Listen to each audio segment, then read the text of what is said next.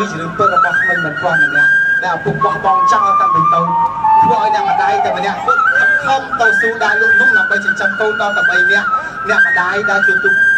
ដើរទូជាប្រុសផងអ្នកម្ដាយដើរទូជាស្រីផងដើរជីវិតអ្នកដូចពីខ្ញុំពីរអ្នកខ្ញុំដើរណាមកគ្នាជឿចាប់ប៉ុណ្ណាបាទនេះជារឿងពិតរបស់ខ្ញុំពីរអ្នកបាទនេះគឺជារឿងពិតរបស់ខ្ញុំតាំងពីតូចដល់ធំរស់នៅសិល្បៈអត់តាមានម៉ាស់តែកំសត់វេទនាទោះបីជាម៉ែកោទោះបីជាកូនកំព្រាខ្ញុំដឹងថាអ្វីដែលវេទនាមានម៉ាស់អត់តារស់នៅជឿសាចិត្តខ្ញុំមកចង់យល់តែពេលគេថាហូ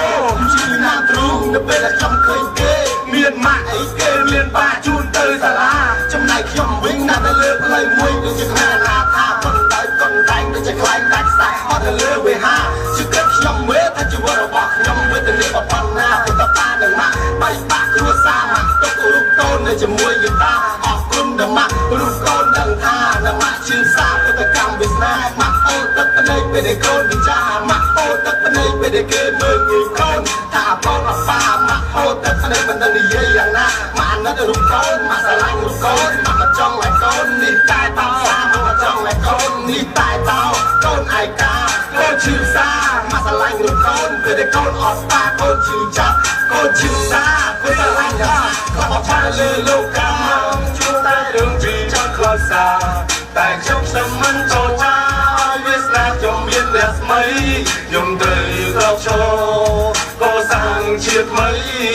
ឲ្យមានតម្លៃដោយស្មុគថាថ្លៃពីលោកតា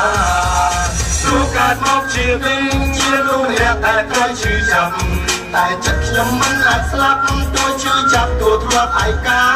ខ្ញុំត្រូវក្រោកឈរក៏សាងជាតិថ្មីឲ្យមានអ្វីដែលជាឧបសគ្គរាំងជើងសលេងហូបតនា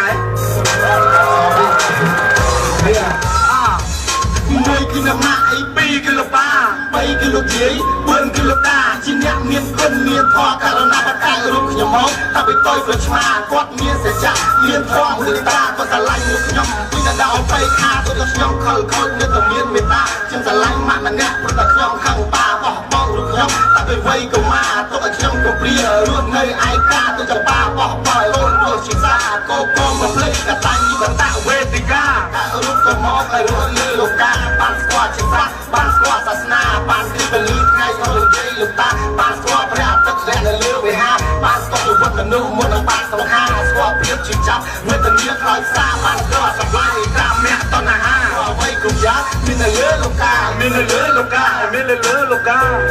ជា